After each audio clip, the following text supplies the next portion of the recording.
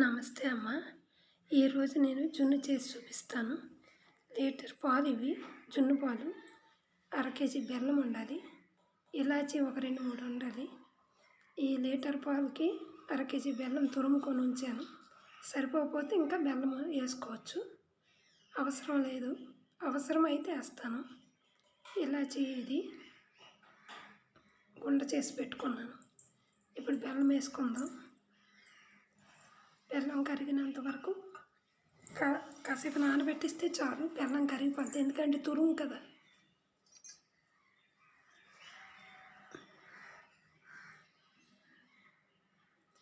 ఈ బెల్లం కరిగాక వడబేసుకోవాలి. ఎందుకంటే చెత్త ఉంటుంది బెల్లంలో.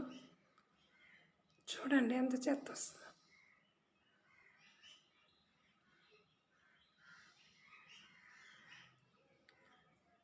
మొత్తం పాలు వడపేసాక అడుక్కి చెత్త ఉంటుంది, చూపిస్తా.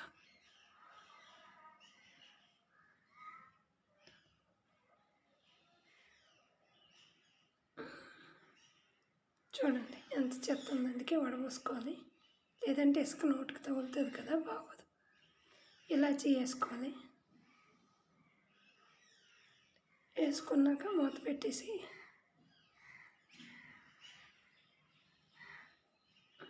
సరే పొయ్యి మీద పెట్టుకుందాం రండి.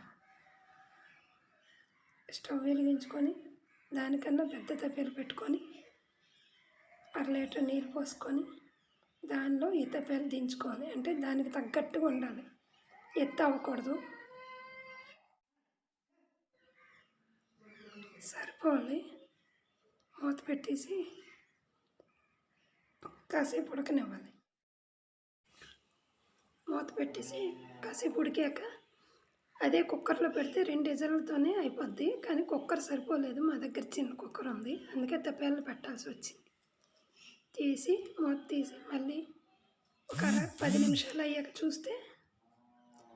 చూసాక చుట్టూ ఉడికింది, మధ్యలో ఉడకలేదు.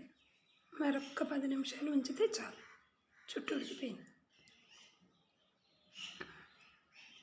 ఒక 20 నిమిషాలు జున్ను తయారైపోద్ది. జున్ను ఎక్కువసార్లు దొరకదు కదా, ఎప్పుడో దొరుకుద్ది. దొరికేటప్పుడు అపురూపం. మళ్ళీ తీసి చూసుకుందాం. 10 నిమిషాలు అయ్యింది.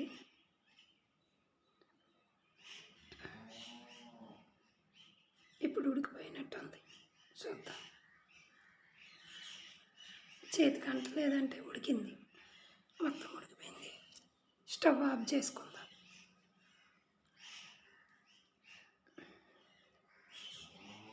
కిందకి తీసి కొంచెం చల్లారాక తీస్తే బాగుంటుంది. వేడిది బాగోదు, పలచగా ఉంటుంది. చూడండి చల్లగా అయింది కదా, ఎంత బాగా వచ్చిందో. తీసి బౌల్లో అంటే వేసుకుందాం. బౌల్లోకి వేసుకొని దేవుడి దగ్గర పెట్టుకుంటాను. నాకు అలవాటు, ఏదైనా దేవుడి దగ్గర పెట్టడం. పిల్లలకి చాలా ఇష్టం కదా జున్ను, ఎప్పటికప్పుడు కావాలంటే దొరకదు. చాలా బాగా వచ్చింది, చూడండి.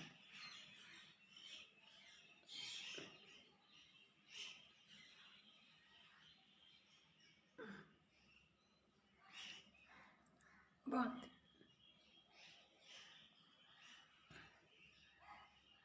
చూసారా, చాలా బాగుంది. సరే అమ్మ.